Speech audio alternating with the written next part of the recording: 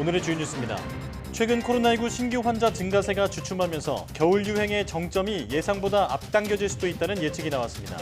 중앙방역대책본부는 전문가 자문 내용을 근거로 유행 정점 시기가 이르면 이번 주일 가능성도 있다고 말했습니다.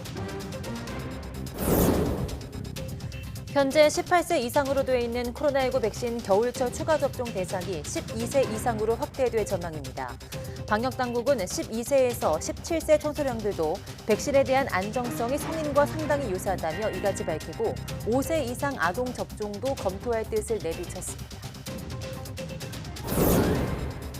그동안 4개월이었던 코로나19 개량 백신의 접종 간격이 3개월로 단축됐습니다. 또 앞으로 3, 4차 백신 접종에는 기존의 단가 백신은 더 이상 쓰지 않고 2가 백신 접종에 역량을 집중하기로 했습니다. 중국의 코로나19 하루 신규 감염자가 2만 8천 명을 넘어 지난 4월 기록된 역대 최고치에 육박했습니다. 상황이 악화하자 베이징시는 48시간 이내 PCR 검사 음성 증명서를 내야만 공공장소 이용이 가능하도록 했습니다. 국내 연구진이 옷처럼 입기만 하면 신생아 황달을 치료할 수 있는 웨어러블 OLED를 개발했습니다. 옷감 안쪽 면에 OLED를 입혀 470나노미터 파장의 청색빛을 피부에 쪼이는 방식의 치료 원리입니다.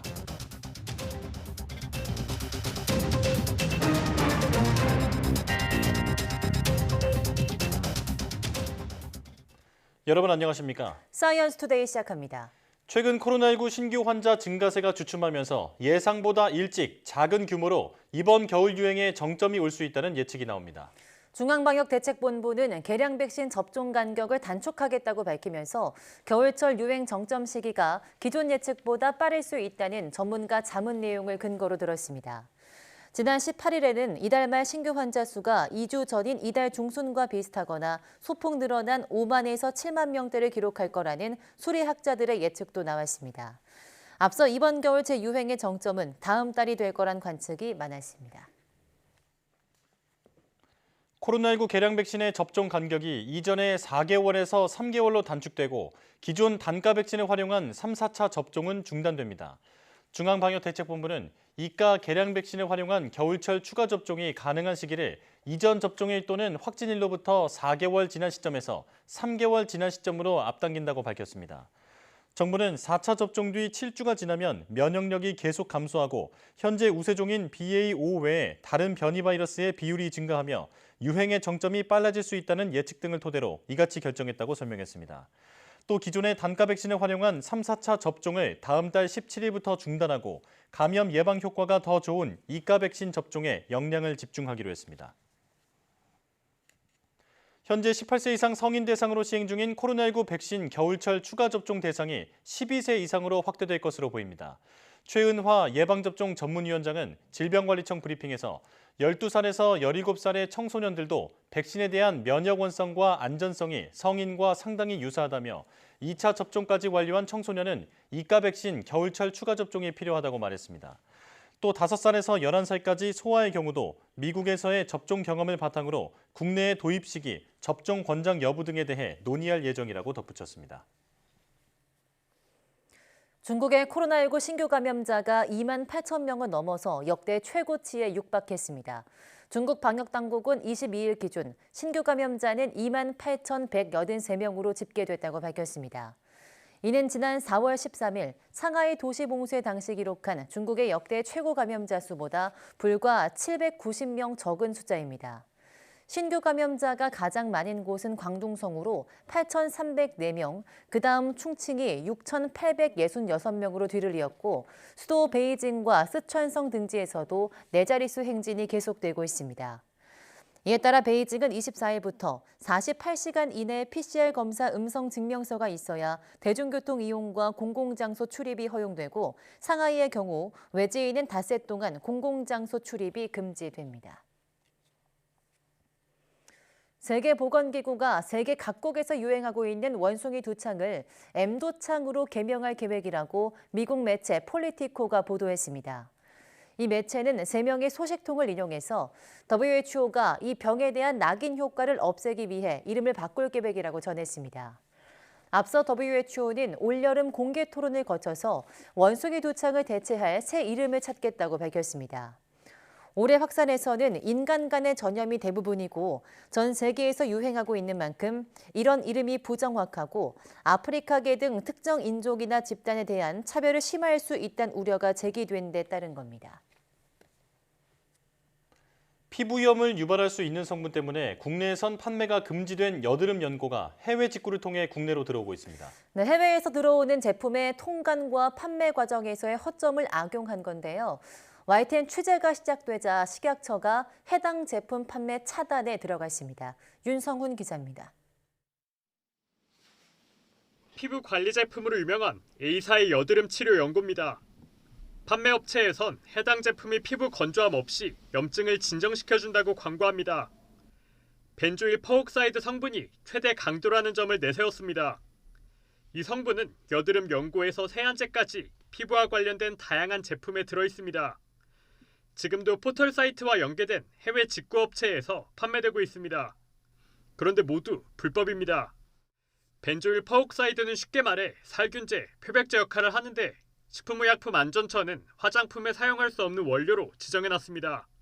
벤조일 퍼옥사이드의 위험성 때문입니다. 흔하게는 이제 피부염이 생기는 거예요. 얼굴 빨개지고 각질이 막 생기고 간지럽고 따갑고 이런 증상이 생길 수 있는 거거든요. 이 때문에 벤조일 퍼옥사이드 관련 제품은 의약품으로만 취급하도록 돼 있지만 해외 직구업체에서 판매되고 있는 제품들은 의약품 인증도 받지 않았습니다. 이런 불법 제품이 어떻게 버젓이 판매될 수 있을까? 식약처는 화장품 제조 판매업체를 인증해 판매하는 제품 하나하나를 규제하고 있습니다.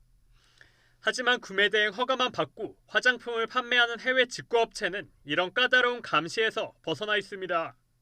관세청을 통해서 이게 걸릴 수 있는 문제이기 때문에 국내에서 생산되는 거하고 동일한 수준으로 규제가 가능하도록 필요한 조치를 취하는 게 마땅하다 이렇게 볼 수가 있겠습니다. 일단 식약처가 좀 주도적으로 관세청에 연락을 해가지고 통과되지 않도록 불법 유통 제품을 사용해 부작용이 발생했을 경우 피해 구제도 어렵습니다. YTN 취재가 시작되자 식약처는 뒤늦게 해당 제품 판매에 대해 일일이 차단하는 작업에 착수했습니다. YTN 윤성훈입니다.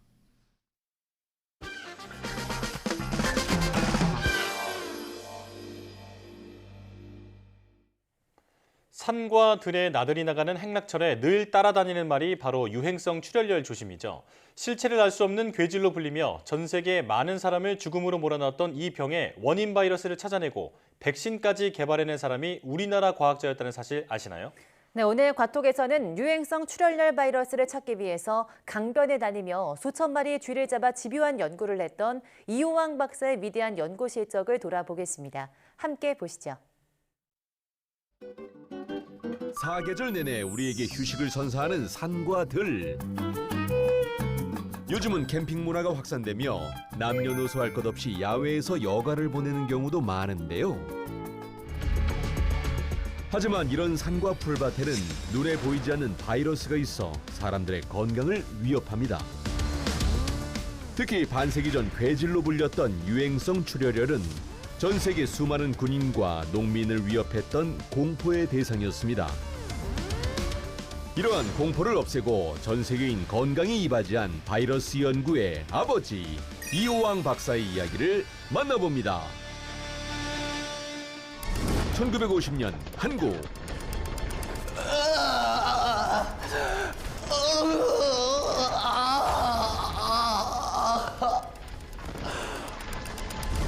전쟁 중이었던 우리나라는 매일같이 환자가 나오는 전염병 전시장이었습니다.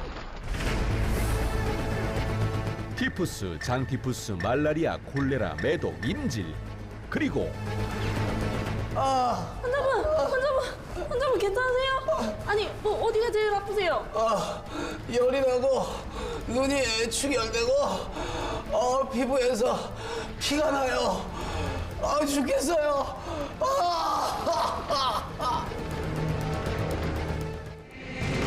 군인들은 이 원인 모를 질병으로 인해 목숨을 잃었는데 바로 유행성 출혈열이었습니다.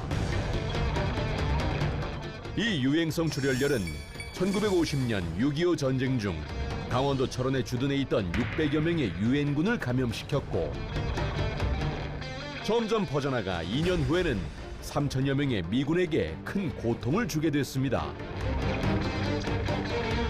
그 과정을 옆에서 지켜본 의대생 이호왕은 진로에 대해 결심하게 됐는데 그래, 병원을 들어가는 게 아니라 전염병을 공부해야겠어. 그는 바로 대학원에 진학해 미생물학을 공부하기 시작했습니다. 그러던 1969년 예? 미 육군에서 연구비를 지원해주는 제도가 있다고요? Of course. 그렇죠. 뭐 연구하시고 싶은 주제가 있으세요? 아, 예. 전부터 출혈열의 원인을 찾는 연구를 하고 싶었습니다. 좋네요. 미국은 1952년부터 67년까지 15년간 유행성 출혈열을 연구했으나 병원체 찾기에 실패해 연구를 포기한 상태였습니다. 미 육군은 바로 그의 연구에 연구비를 지원하기로 했는데 하지만 이후 연구의 길은 쉽지 않았습니다. 연구팀은 출혈열 환자의 혈액으로부터 분리한 혈청을 검사하고 당시 유행 지역에 많이 나타난 야생 쥐를 매개체로 추정해 연구하고자 했는데 쥐를 잡아야 된다고요? 아니, 쥐가 병을 퍼뜨리는 건 거의 확실하니까 꼭 잡아야 될 거 아니야. 자, 돌자!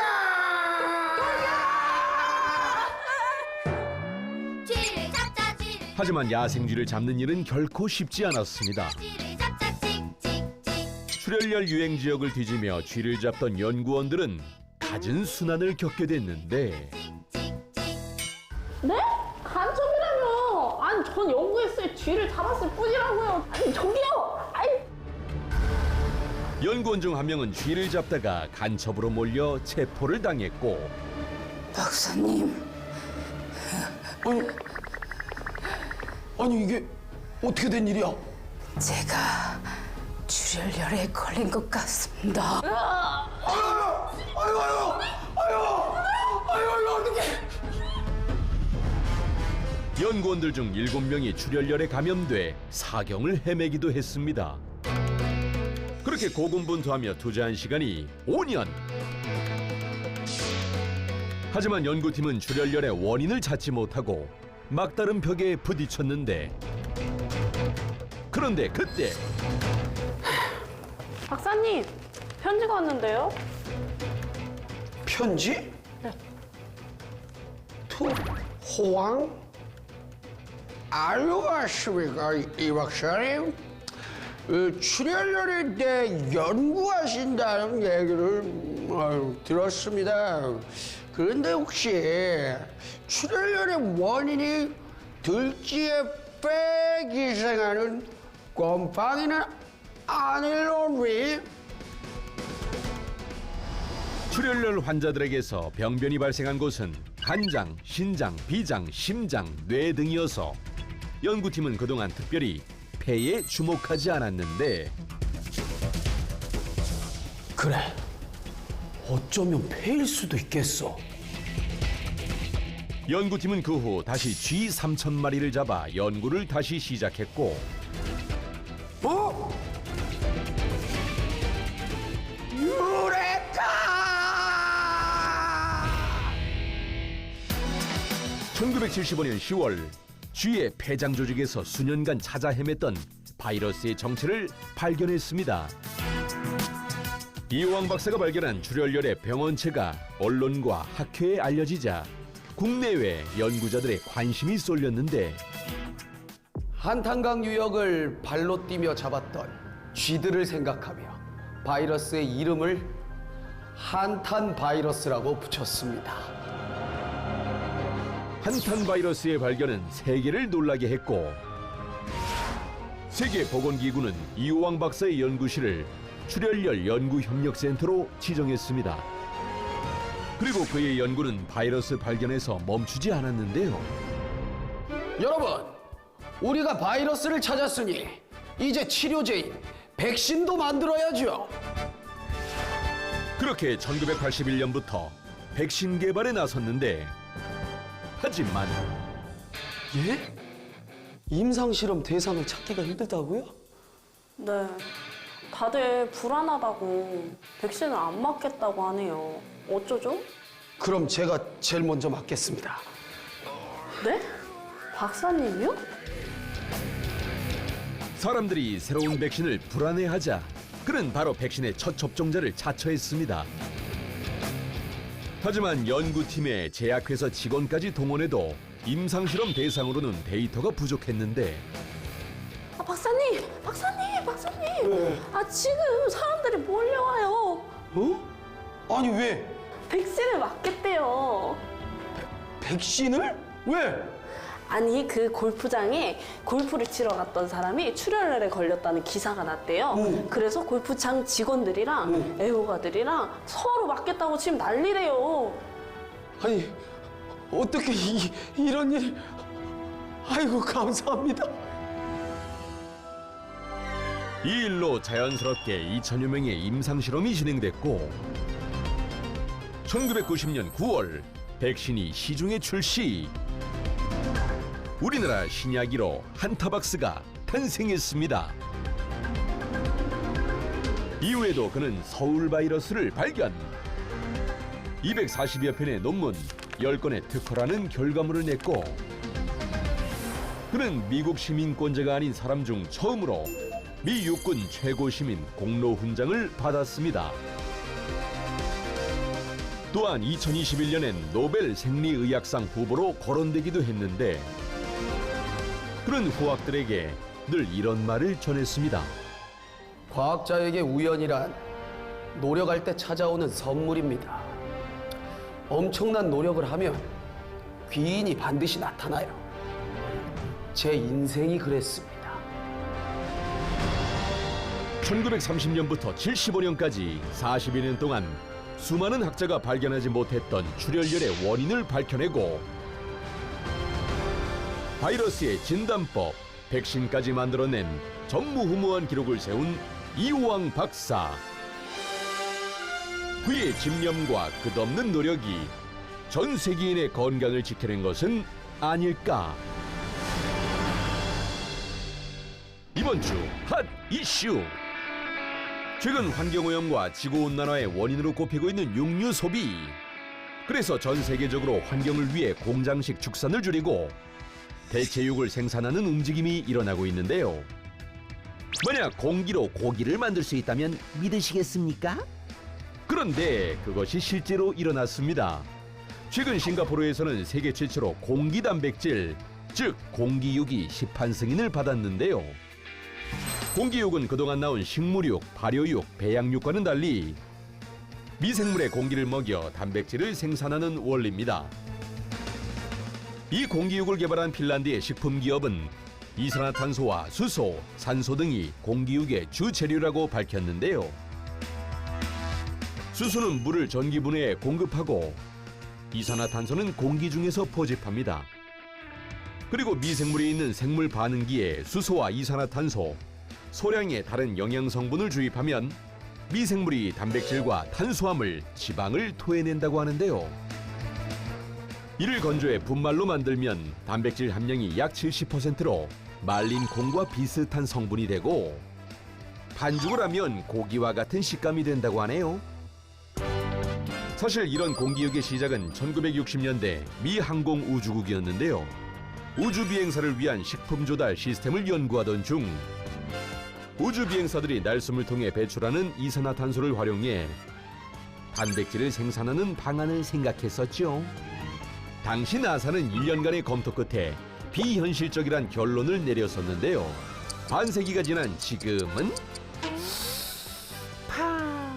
우리가 하루에도 수만 번 내뱉는 숨이 언젠간 내가 먹을 식량이 될 수도 있다는 거 신기하지 않은가요?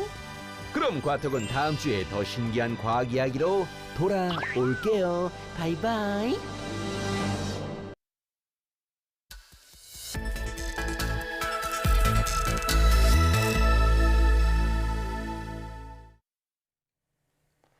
코로나19 대유행은 인류에게 큰 불행을 줬지만 제약 바이오 분야에는 새로운 기회가 되기도 했는데요.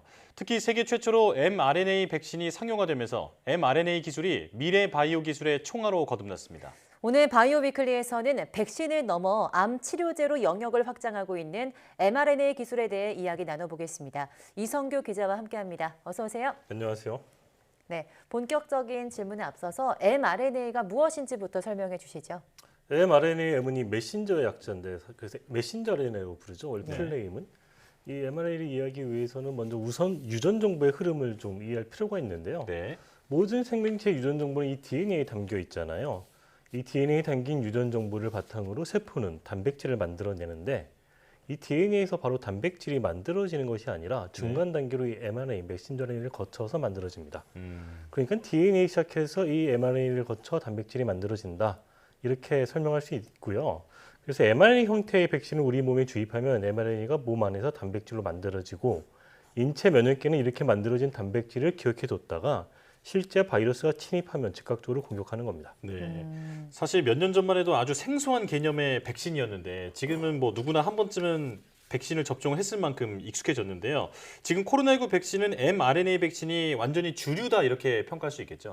근데 사실상 이 코로나 대유행 상황에서는 mRNA 백신이 주류다 이렇게 볼 수가 있는데 뭐 단적인 예로 최근 위중증 환자가 크게 늘어나면서 보건당국이 계란 백신 접종을 독려하고 있잖아요. 예. 그런데 현재 국내에서 사용 중인 이 계란 백신은 모두 mRNA 방식의 백신이잖아요. 이 계란 백신은 초기 우한 코로나 바이러스를 겨냥했던 초기 백신과는 달리 오미크론 변이에 대응하도록 만들어진 백신을 말하는데요. 네. 오미크론 하이 변이 가운데 이 BA.1 기반 모더나 백신이 지난달부터 쓰였고 화이자의 BA.1 기반 백신이 이제 이달 7일부터 사용이 됐었죠. 네. 그리고 14일부터는 BA.4와 5 기반의 화이자 백신이 쓰이고 있습니다. 네. 네. 국내 사례만 보더라도 이 오미크론 변이에 대응하는 백신이 모두 mRNA 백신인데요. 변이 대응 백신으로 이 mRNA를 사용하는 특별한 이유가 있을까요? 사실 이게 굉장히 중요한 질문인데 이 mRNA 백신의 가장 큰 장점이 단기간에 만들 수 있다라는 점이거든요. 아, 네. 그래서 이런 돌연변이가 나왔을 때 좀 대응이 쉽다 이렇게 볼 수가 있는 건데 사실은 이 mRNA 백신 말고 현재 국내에서 사용 중인 백신으로는 이 제조합 단백질 백신도 있죠. 네. 이 뭐 노바백스나 SK 바이오사이언스가 자체 개발한 백신이 이제 그 단백질 기반의 백신인데 아까 이제 설명했지만 이 단백질은 이 우리 세포가 만들잖아요. 네. DNA 출발을 해서 이제 mRNA를 거쳐가지고 세포가 만들기 때문에 이 단백질 기반의 백신을 만들려면 이건 세포가 만들어야 되니까 네. 굉장히 시간이 오래 걸리고 또 과정도 복잡해요. 네. 근데 반면에 이 mRNA 백신은 그 중간 단계인 mRNA 물질을 만드는 거기 때문에 단백질까지 가지 않아도 되잖아요. 그래서 세포가 단백질을 만드는 과정을 생략하기 때문에 상대적으로 단기간에 좀 더 수월하게 만들 수 있다. 이런 장점이 있습니다. 네. 이 mRNA 형태의 백신을 우리 몸에 주입하면 그 mRNA가 우리 몸에서 이제 자연스럽게 단백질로 변환이 돼서 이 백신의 어떤 예방 효과를 나타내는 그런 원리인 거죠. 실제 지난 2010년 1월 10일 중국에서 이 코로나19 바이러스의 유전자 정보를 공개를 했거든요. 네. 모더나는 이 그 중국이 공개한 코로나19 바이러스 유전자 정보를 바탕으로 단 그 48시간 만에 이 백신을 설계를 했었죠. 와, 예. 백신을 이제 설계한 거는 그 유전자 정보를 바탕으로 그 스파이크 단백질 있잖아요. 네. 그 스파이크 단백질이 유전자 부위, 유전자 쇠열을 가지고 이 mRNA를 만들 수 있는 시퀀식을 만들었다. 이런 얘기인 거고 그 설계대로 이제 백신을 만들어서 25일 만에 임상 1상에 필요한 백신 후보 물질도 만들었던 거죠. 아, 이전과 비교도 할 수 없이 이 백신 개발 속도가 빨라졌다라는 설명인데요. 자, 그런 관점에서 보면 독감처럼 돌연변이가 잦은 질병의 백신을 만드는데 아주 유용한 방식일 것 같습니다. 뭐 이제 그게 아주 또 중요한 포인트 중에 하나인데 사실은 이제 독감 백신은 지금까지 대부분 다 이 제조합 단백질 예. 방식의 백신이었잖아요. 네. 이 세계보건기구 WHO는 이제 그해 겨울에 유행할 독감 바이러스의 변이를 예측을 해서 발표를 하거든요. 그 이제 백신 제조 회사들이 그 예측되는 변이를 기반으로 이제 독감 백신을 미리 만드는 거죠. 네. 근데 문제는 이제 실제 유행하는 독감 바이러스가 이 WHO가 예측했던 그 독감 바이러스와 다른 경우가 많다는 점이에요. 예. 근데 이제 mRNA 백신 같은 경우에는 상대적으로 단기간에 만들 수 있다는 점에서 실제 유행하는 독감 바이러스에 대응하기가 더 수월하다는 평가입니다. 네. 이 유행하는 독감 바이러스가 나오면은 그때 이제 mRNA 백신을 제작이 들어가도 단기간에 대응할 수 있다 뭐 이런 건데 이런 점에서 이제 코로나19 다음 백신으로 과학계가 주목하고 있는 것이 이 mRNA 방식의 독감 백신이고요. 이 모더나 그리고 이제 화이자하고 바이오엔텍이 각각 이 독감하고 이 코로나를 동시에 겨냥하는 콤보 백신을 개발하고 있습니다. 예. 네. 그 말씀하신 독감 백신이나 현재 사용 중인 코로나19 mRNA 백신은 어쨌든 바이러스로부터 감염을 예방하기 위한 백신이잖아요. 그런데 같은 mRNA 백신이지만 이 예방보다는 치료에 목적을 둔 백신이 있다고 들었습니다. 이 암 백신이라고 하는데 암 백신이 도대체 뭘까요? 이 암 백신, 뭐 이제 암 치료용 백신, 줄여서 이제 암 백신이라고 또 부르는데 네. 사실 이제 코로나19 백신은 우리가 이제 바이러스에 감염되기 전에 예방 목적으로 접종을 하는 거잖아요. 예. 근데 이제 암 백신은 예방 목적이 아니라 이미 암에 걸리는 환자를 치료하기 위한 목적으로 이제 주입하는 건데 사실은 이제 그 어떤 그 코로나19 백신하고 이제 원리는 비슷한 거예요. 네. 암 백신을 우리가 이제 암 환자에게 주입을 하면은 이 백신이 그 인체 면역 세포에 면역 반응을 유도를 해서 네. 암 세포를 공격하도록 만드는 거거든요. 그래서 인체 면역 세포의 어떤 반응을 유도한다는 점에서는 예방 백신과 같은 원리지만은 네. 이제 예방 백신은 바이러스에 감염되기 이전에 받는 거지만 암 백신은 암 환자, 그러니까 병에 걸린 이후에 맞는다는 점에서 차이가 있습니다. 네. 그러니까 암 환자 스스로가 이 암을 치료할 수 있도록 인체 면역 세포를 자극한다라고 이제 정리를 할 수 있을 것 같은데요. 그렇다면 이제 어떤 원리로 치료를 하는 건지 조금 더 설명해 주시죠. 이 암 백신의 원리를 설명하기 전에 우리가 이제 그 3세대 항암제로 불리는 이 면역 항암제를 좀 알아볼 필요가 있는데 네. 이 지미 카터 전 미국 대통령이 그 흑색종에 걸려가지고 이제 의사가 이제 뭐 죽을 날이 얼마 안 남았다 그랬었는데 당시에 이제 새로 나온 항암제인 면역 항암제 치료를 받고 완치를 선언했었죠. 네. 그러면서 이제 이 면역 항암제가 어떤 차세대 항암제로 이제 자리매김한 계기가 됐는데 이 면역 항암제가 굉장히 좋은 항암제이긴 하지만은 네. 한 30% 환자한테는 잘 듣지만 나머지 한 70% 환자에게는 또 잘 듣지 않는 그런 한계가 있어요. 예. 그래서 과학자들이 왜 그런가 들여다봤더니 이 암 환자마다 그 암세포에서 발현되는 돌연변이가 다 다른 거예요. 그래서 어떤 돌연변이가 나온 환자에게는 이 면역 항암제가 잘 안 듣더라. 예. 그래서 이제 과학자들이 생각하는 아이디어가 뭐냐면 그런 돌연변이 있잖아요. 그 암 환자에서 나타나는 돌연변이. 이 돌연변이 중에서 인체 면역 세포를 좀 강하게 자극할 수 있는 그런 돌연변이를 만들어서 우리가 이제 암 백신으로 만들면 이건 이제 주입하면 면역 세포가 자극을 받아서 이제 반응을 일으킬 거니까 뭐 그런 아이디어로 이런 암 백신 개발을 하게 된 거죠. 네. 뭐 이게 좀 정리해서 얘기를 하면은 그 암 환자의 종양 세포, 네. 그러니까 암 세포에 있는 돌연변이 중에서 이 면역 세포한테 반응을 가장 강력하게 일으킬 것을 찾아내 가지고 네. 그걸 이제 백신으로 만드는데 mRNA 형태로 만드는 거죠. 네. 그래서 이런 형태의 이제 암 백신을 우리가 몸에 주입을 하면은 그 돌연변이 mRNA가 이제 단백질로 변환이 되고 그게 이제 면역 세포를 자극을 해서 우리가 이제 암 세포를 공격하게 만든다. 아. 이렇게 이해할 수가 있습니다. 네. 네. 그렇다면 이제 그 실제 암 백신 개발 현황은 어떻게 진행되고 있을까요?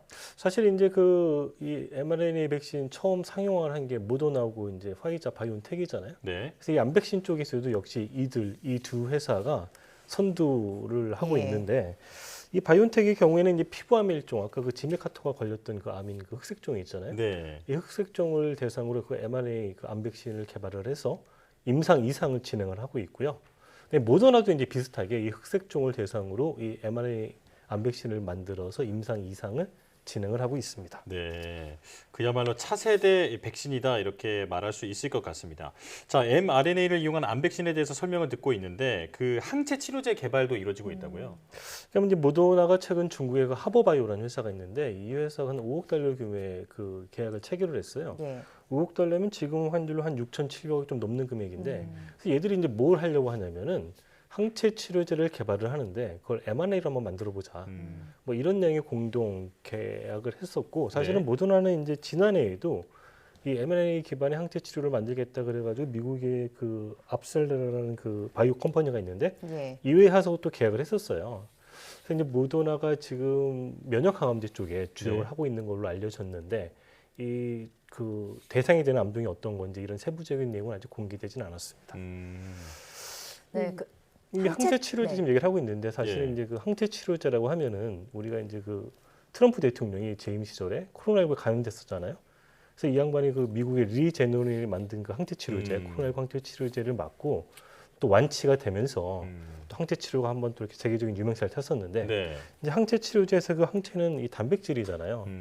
근데 이제 이 모더나가 만들겠다는 그 mRNA 항체 치료제는 이 항체를 단백질의 형태로 주입하는 게 아니라 mRNA 형태로 한번 주입을 해보자. 뭐 이런 개념이거든요. 예. 그러니까 이제 그 항체 치료제가 기존의 제조합 단백질 백신하고 비슷하다고 한다면 이 mRNA 기반의 항체 치료제는 그 mRNA 백신과 비슷한 거죠. 예. 이 mRNA 항체 치료제가 개발이 돼서 인체에 주입을 하면 그 mRNA가 몸에 들어가서 이제 항체인 단백질로 변환이 돼서 얘가 이제 실질적으로 치료 역할을 한다. 이렇게 이해할 수가 있습니다. 그렇군요. 오늘은 mRNA를 이용한 다양한 백신과 치료제에 대한 이야기를 나눠봤는데요. 이 mRNA를 통한 기술이 바이오 업계는 물론 많은 환자들에게도 큰 도움이 되었으면 좋겠습니다. 이성규 기자와 함께했습니다. 고맙습니다. 고맙습니다. World Cup is Qatar.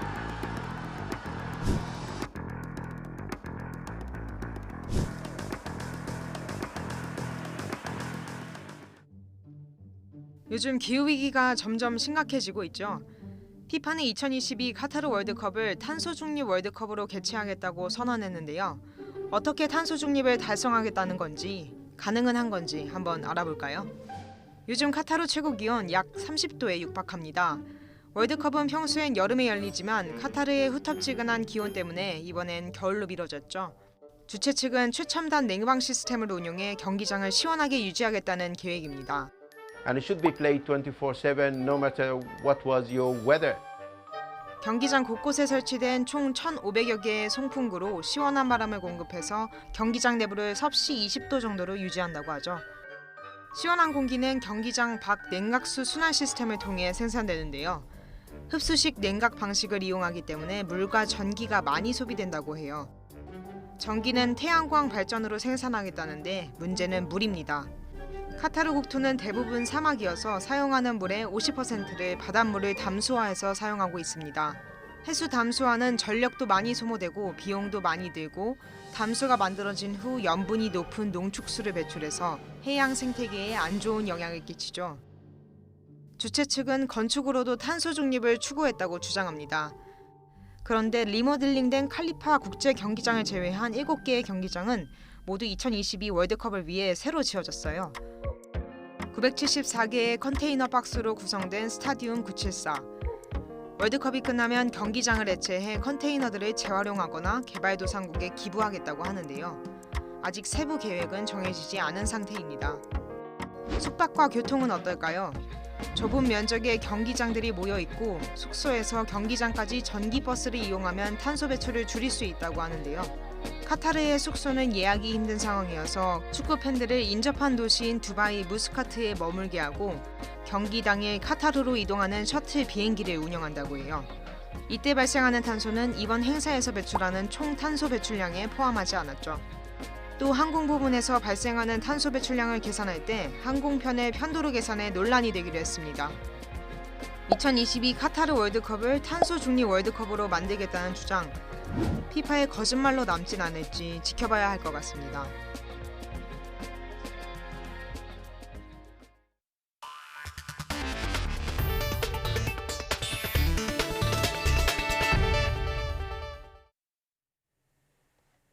황달은 신생아에게 가장 흔한 질환 중 하나지만 광선 치료를 위해서는 특수 안경을 쓰고 인큐베이터 안에서 하루 이상 보내야 하는데요. 네, 그런데 국내 연구진이 그냥 옷처럼 입기만 하면 황달이 치료되는 웨어러블 OLED를 개발해 새로운 치료의 가능성을 열었습니다. 양회영 기자가 취재했습니다. 신생아에게 가장 흔한 질환인 황달.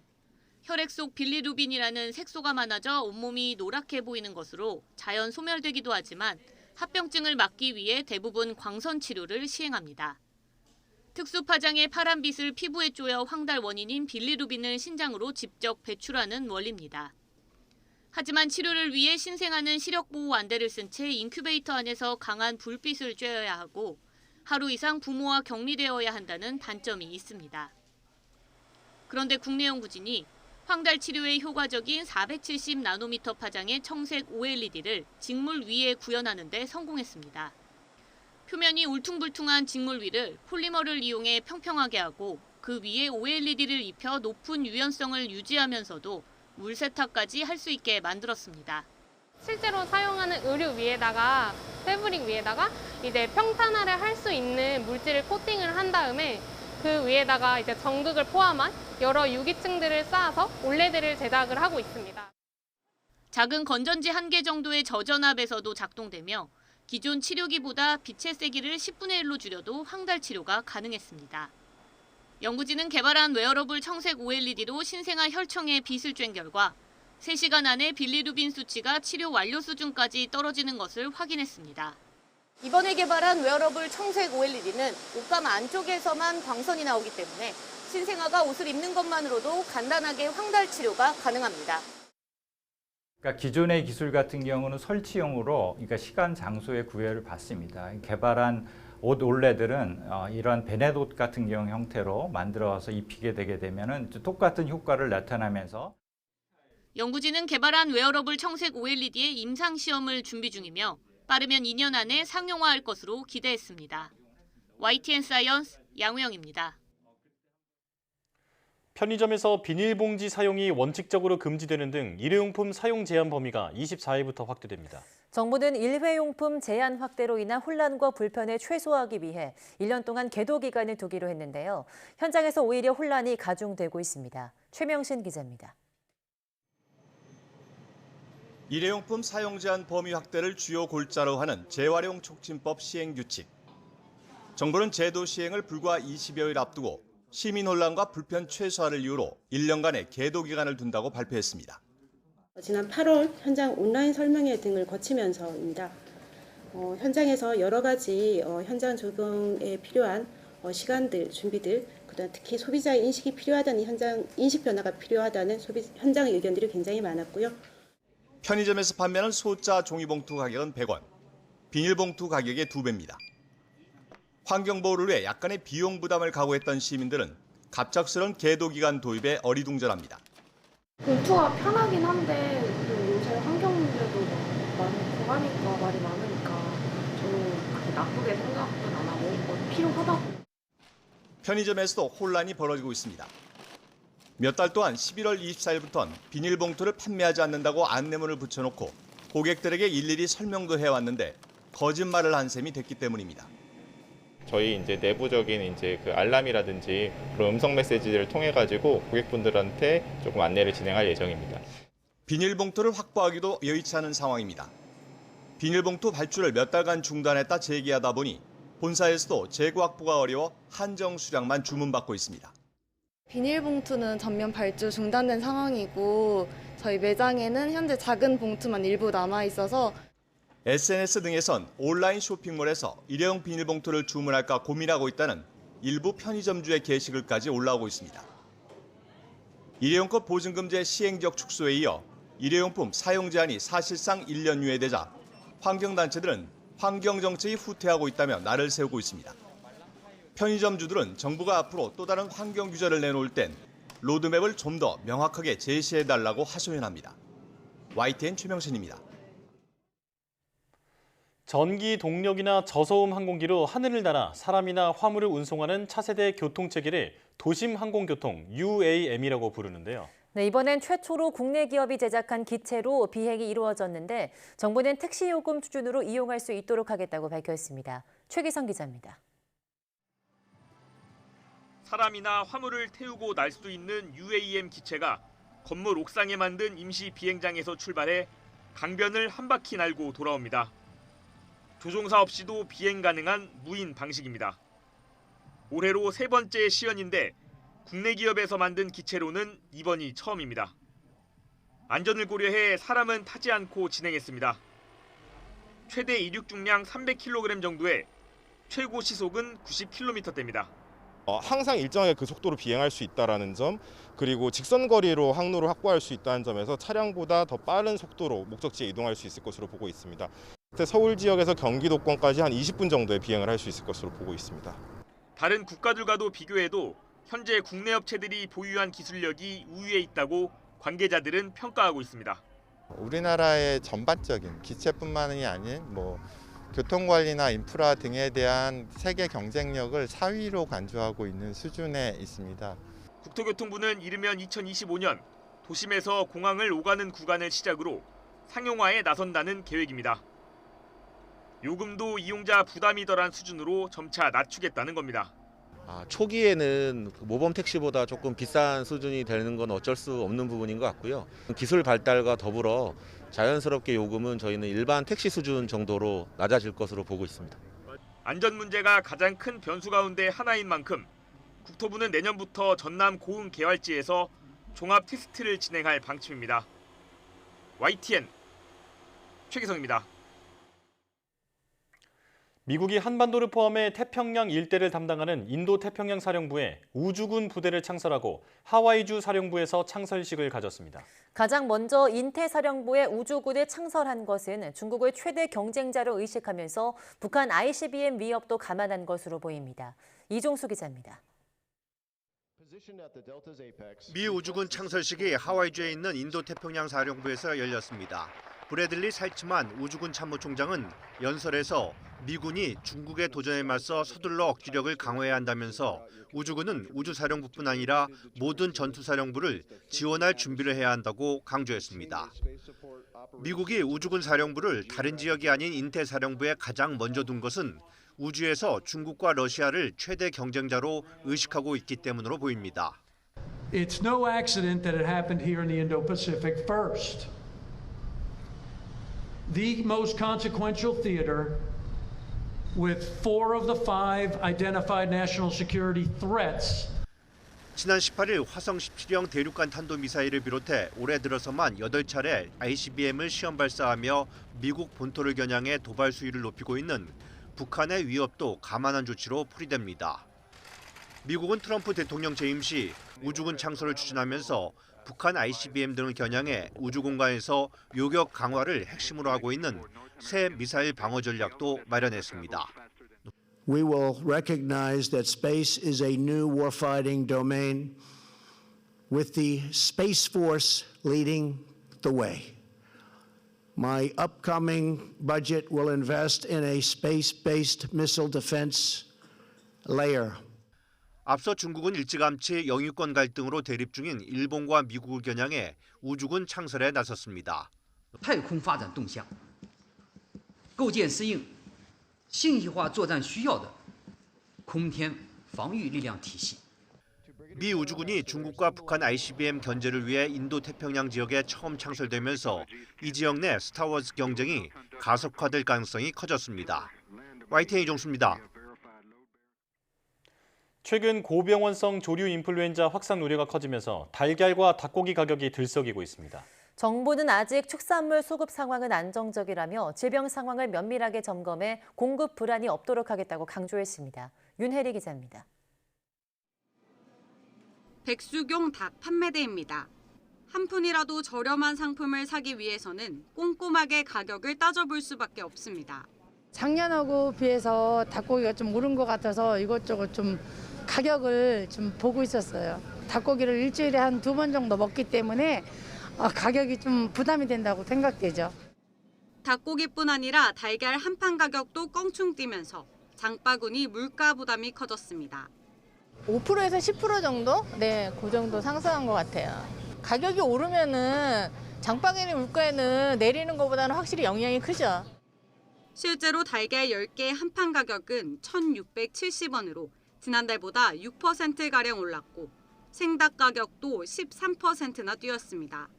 지난달 고병원성 AI 발생 이후 한 달 만에 감염 농장이 18개로 늘었고 산란개와 육개 50만 마리가 살처분되면서 값이 들썩이고 있는 겁니다. 최근 고병원성 AI 확산을 우려하는 불안 심리 등으로 인해서 산란개 농가에서 희망 수치가를 올리고 유통업체의 재고 확보 수요가 증가함에 따라서 계란 가격은 상승세를 보이고 있습니다. 농식품부는 올해 산란개 사육 마리수가 역대 최고 수준으로 달걀 가격에 미치는 영향은 제한적일 걸로 전망했습니다. 또 수급 불안을 막기 위해 유통업체의 달걀 사재기 행위를 단속하고 상황에 따라 산란개 병아리와 종란을 수입해 농가에 공급하겠다는 계획입니다. 앞서 정부는 지난해 1월 AI 확산으로 달걀 가격이 치솟자 수입 물량을 확대하고 한시적으로 관세를 면제했습니다. 농식품부는 우유값 인상과 관련해 국제 곡물 가격 상승과 인플레이션으로 인한 세계적인 추세라며 빵과 커피 가격이 줄줄이 오르는 연쇄 효과는 제한적일 거라고 예상했습니다. YTN 윤혜리입니다.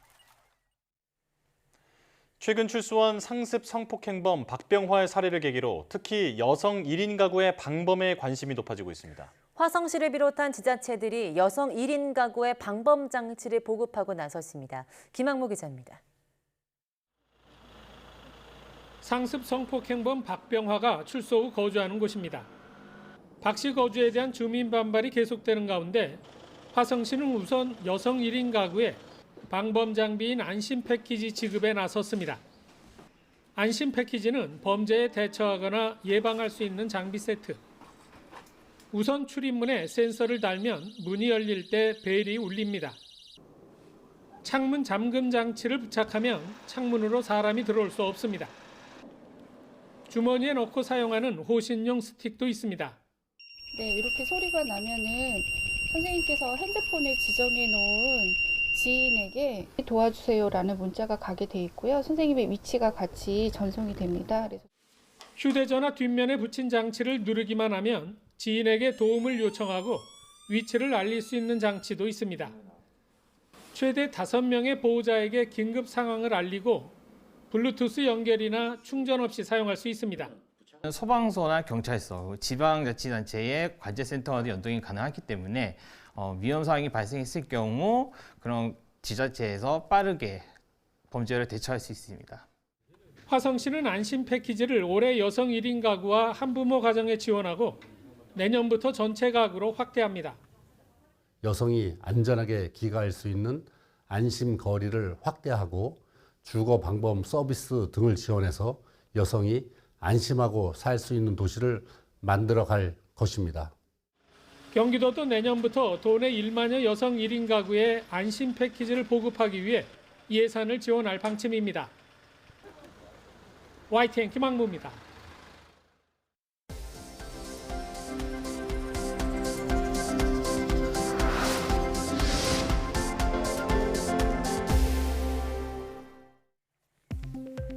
한의학연구원은 침 치료의 수면장애 완화 효과를 확인했다고 밝혔습니다. 연구진은 수면장애 등 과도한 각성 상태를 유도한 동물을 대상으로 신문혈 전침 자극 실험을 진행한 결과 수면에 영향을 주는 뇌내 시스템의 스트레스가 줄어드는 것을 확인했습니다. 신문혈은 뇌의 기능, 운동 감각, 정서를 조절하는 것으로 알려졌습니다. 연구진은 침 치료는 부작용이 적고 수면을 관리할 수 있는 비약물 치료 기법이라며 불면을 지속해 관리할 수 있는 치료기기 개발 등에 활용될 것으로 기대했습니다. 생명체의 진화를 주제로 한 과학 대중 강연이 오는 29일부터 한 달간 온라인으로 열립니다. 카오스 재단은 진화가 필요한 순간이라는 주제로 11월 29일부터 다음 달 21일까지 매주 화요일과 수요일 전문가 8인이 참여하는 과학 대중 강연을 온라인 생중계로 진행한다고 밝혔습니다. 이번 강연에는 이용남 서울대 교수, 이대한 경희대 교수, 최정규 경북대 교수 등이 연사로 나서서 각각 화석, 진화의 열쇠, 마음의 진화, 협력의 진화 등을 주제로 강연합니다. 또 유튜브 채널 카오스 사이언 채널을 통해서 누구나 무료로 시청할 수 있습니다. 이종호 과학기술정보통신부 장관은 국가전략기술 육성 특별법 제정으로 민관 역량을 결집하는 제도적 기반을 신속히 마련해 나가겠다고 밝혔습니다. 이 장관은 서울 양재동 L타워에서 국가전략기술 민관협의체 첫 회의를 열고 어려운 경제 상황을 극복하기 위해선 민관의 협력과 결집을 통한 국가전략기술 확보가 중요하다며 이같이 말했습니다. 회의에 참석한 기업 대표들은 지금처럼 기업 경영의 불확실성이 높았던 적이 없다는 데 공감하고 전략기술 확보를 위한 다양한 정부 지원 방안을 건의했습니다. 국가전략기술 민관협의체는 과기정통부 장관과 2차전지와 첨단바이오 등 12대 국가전략기술 분야 주요 기업 대표, 민간 전문가 등으로 구성됐습니다. 전국 노후 우체국 400여 곳이 지역 특색을 살려 재탄생합니다. 손승헌 우정사업본부장은 기자간담회에서 사과 주산지인 강원도 영월에는 건물 외벽에 사과를 형상화한 사과 우체국을, 천년고도 경주에는 한옥 양식을 도입한 우체국 등 전국 400여 노후 우체국을 재건축할 계획이라고 밝혔습니다. 또 재건축된 우체국에는 창업 지원 시설과 주민복지 시설 등을 갖출 예정이라고 덧붙였습니다.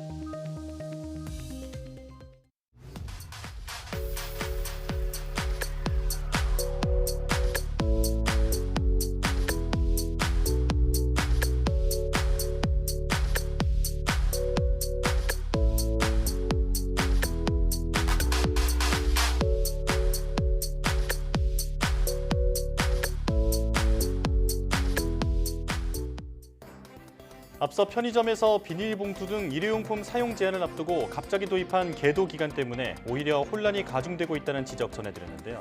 아무리 좋은 제도라도 그것을 받아들이는 국민과 현장에 대한 이해가 부족하다면 제대로 정착할 수 없겠죠. 앞으로 명확한 계획을 토대로 충분한 홍보와 자세한 설명이 이루어지길 바랍니다. 네, 뉴스 마치겠습니다. 시청해주신 여러분 고맙습니다.